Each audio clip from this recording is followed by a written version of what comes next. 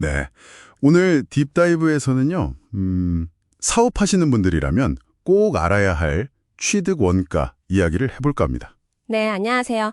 이게 언뜻 그냥 산 가격 같지만 세금 문제랑 직결되니까 아주 중요한 개념이죠. 맞아요.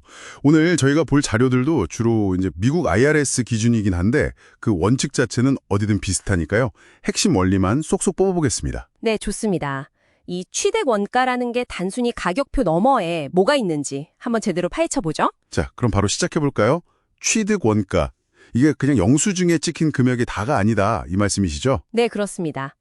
세법상 취득 원가, 그러니까 tax basis라고 하는 건데요. 일단 시작은 매입 가격이지만 그게 다가 아니에요. 그럼 뭐가 더 들어가는 건가요? 그 자산을 우리 사업에 쓸 수 있는, 그러니까 사용 가능한 상태로 만드는 데 들어가는 필수적인 비용들 있잖아요. 아, 필수 비용이요? 예를 들면요? 네, 만약 기계를 샀다고 하면 기계값 외에도 운송비 들었겠죠. 네, 가져와야 하니까. 그렇죠. 또 설치해야 쓸 수 있으니까 설치비, 그리고 제대로 돌아가는지 시험 가동 같은 거 해볼 수도 있고요. 아하, 테스트 비용까지요? 네, 그런 것까지 전부 다 포함해서 최초의 취득 원가로 잡아야 한다는 겁니다. 그렇군요. 단순히 기계값만 생각하면 안 되겠네요. 그럼 저기 부동산 같은 경우는 좀 더 복잡할 것 같은데요? 아, 맞아요. 부동산은 또 고려할 게 좀 있죠. 예를 들어 뭐 집 살 때처럼 등기 치는 비용이라든지 아니면 뭐 법무사 비용 이런 거요? 네네. 그러는 소유권 이전이란 직접적으로 관련된 비용들, 예를 들어 말씀하신 법무 비용, 등기 수수료, 또 뭐 토지 측량 비용, 네. 이런 건 취득 원가에 포함되는 게 일반적입니다. 아, 포함되는군요.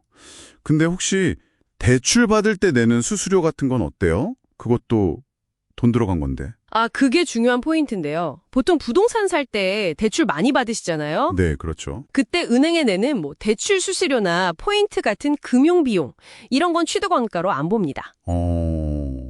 왜요? 그것도 돈 나간 건데. 그건 자산을 얻기 위한 직접 비용이라기보다는 돈을 빌리는 자금 조달 비용으로 보거든요.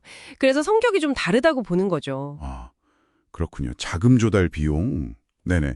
그럼 직접 건물을 지으면요? 아, 직접 건설하시면 당연히 재료비, 인건비, 그리고 관련된 간접비까지 다 포함해서 계산해야죠. 알겠습니다. 비용 성격을 잘 봐야겠네요. 그런데요.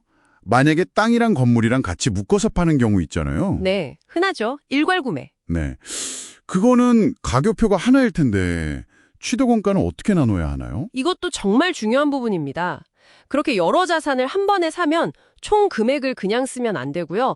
각 자산의 공정가치, 그러니까 fair market value 비율대로 나눠줘야 해요. 공정가치 비율이요? 네, 예를 들어서 땅이랑 건물을 합쳐서 10억에 샀는데 사는 시점의 감정평가 같은 걸 해보니까 땅이 한 4억, 건물이 6억 정도 가치가 난다. 네. 그러면 장부에도 취득원가를 토지 4억, 건물 6억 이렇게 딱 나눠서 기록해야 한다는 거죠. 아, 왜 그렇게 꼭 나눠야 하는 거죠? 그게 바로 감가상각 때문인데요. 토지는 시간이 지나도 가치가 안 닳는다고 보잖아요. 그래서 감가상각 대상이 아니에요. 네, 그렇죠. 땅은. 근데 건물은 시간이 지나면 낡으니까 감가상각을 통해서 비용 처리를 하거든요. 아하, 그래서 처음부터 분리해야 나중에 건물 감가상각 계산이 가능하군요? 정확합니다. 이거 처음에 안 해두면 나중에 정말 골치 아파져요. 세금 계산할 때. 알겠습니다. 꼭 기억해야겠네요. 그럼 이렇게 처음 취득 원가를 정했는데 이게 끝이 아니라면서요. 계속 바뀔 수도 있다고요? 네, 맞습니다. 자산을 쓰는 동안에도 원가는 계속 조정돼요. 이걸 조정 취득 원가, adjusted basis라고 부릅니다. 조정 취득 원가. 어떻게 조정되는 건가요? 올라가기도 하고 내려가기도 하나요? 네, 둘 다 가능합니다. 먼저 올라가는 경우는 자본적 지출이 있을 때예요. 자본적 지출이요? 그게 뭐죠? 자산의 가치를 실질적으로 높이거나 아니면 내용 연수, 즉 사용할 수 있는 기간을 늘리는 그런 지출을 말해요. 아, 예를 들면 어떤 게 있을까요? 뭐 건물을 증축한다거나 아니면 엘리베이터를 새로 설치한다거나 건물 전체에 냉난방 시스템을 아주 고효율 신형으로 싹 바꾼다거나 네, 이런 건 단순 수리가 아니라 자산 가치를 올리는 거잖아요. 이런 걸 원가에 더해주는 거죠. 그럼 그냥 페인트 칠 새로 하거나 뭐 깨진 유리창 하나 가는 거랑은 다른 거네요. 그렇죠. 그게 이제 구분해야 할 지점인데요. 말씀하신 그런 페인트 칠이나 단순 부품 교체 같은 건 보통 수익적 지출, 즉 그냥 수선비로 봐서 그해 비용으로 바로 처리해요. 아, 비용 처리. 네, 자산 가치를 근본적으로 높인다기보다는 그냥 현상 유지에 가깝다고 보는 거죠. 핵심은 그 지출이 자산 성능을 개선시키거나 수명을 연장시키냐, 아니면 그냥 원래 상태를 유지하는 수준이냐, 이걸 판단해야 합니다. 네, 그 경계가 좀 애매할 수도 있겠네요. 잘 판단해야겠어요. 그럼 조정 추적 원가가 이렇게 올라가는 경우 말고요. 내려가는 경우도 있다고요. 네, 올라가는 것만큼 어쩌면 더 중요하게 신경 써야 할 게 바로 이 내려가는 조정입니다. 내려가는 거요? 왜죠?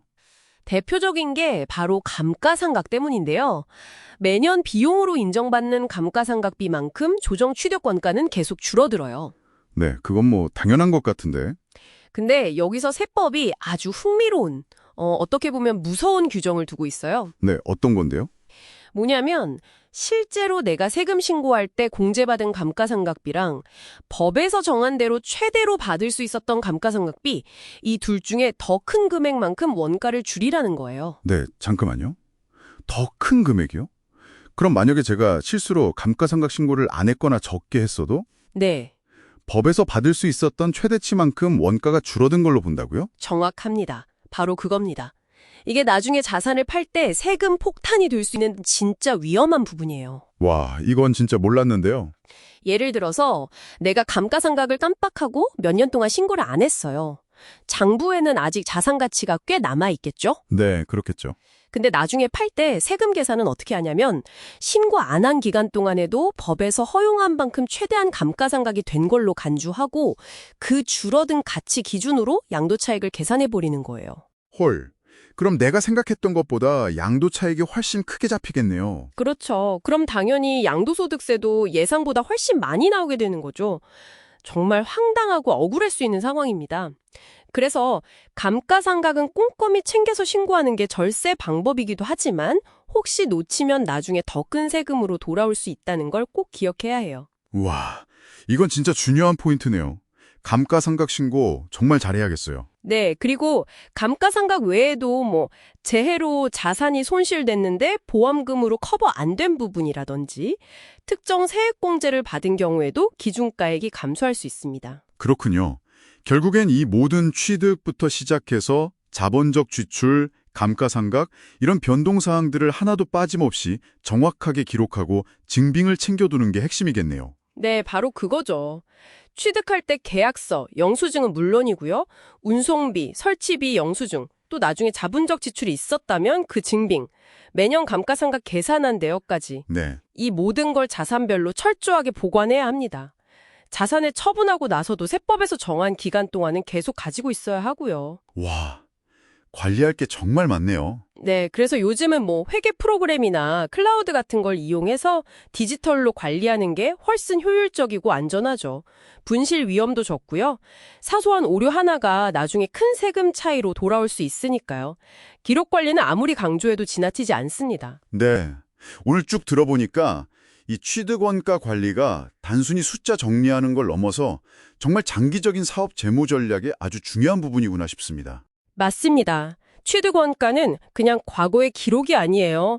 미래의 세금 부담과 내 자산의 실제 가치를 결정하는 현재 진행형 관리 지표라고 봐야 합니다. 최초 원가 산정부터 꼼꼼히 하고 중간에 자본적 지출 잘 반영하고 특히 감가상각으로 인한 기준가액 조정 이거 놓치지 않고 정확하게 추적하는 게 정말 중요합니다. 네. 오늘 저희가 이야기 나눈 원칙들은 주로 이제 미국 세법 기준이긴 했지만 기본적인 원리는 비슷하니까요. 그래도 실제 적용하실 때는 반드시 우리나라 세법 전문가와 꼭 상담을 하셔야 한다는 점 잊지 마시고요. 네, 그 점 꼭 유의하셔야 합니다. 자, 그럼 오늘 딥다이브를 마무리하면서 여러분께 이런 질문 한번 던져봅니다. 지금 여러분 사업장의 자산장부에 적힌 그 취득원가, 혹시 놓치고 있는 작은 부대 비용은 없으신가요? 아니면 혹시 감가상각을 잘못 적용하고 있지는 않으신가요? 그 작은 차이가 몇 년 뒤에 여러분의 세금 계산서에 어떤 나비 효과를 불러올지 한 번쯤 점검해 보시는 건 어떨까요? 네, 한번 돌아보시면 좋겠네요. 오늘 딥다이브는 여기까지입니다. 감사합니다. 감사합니다.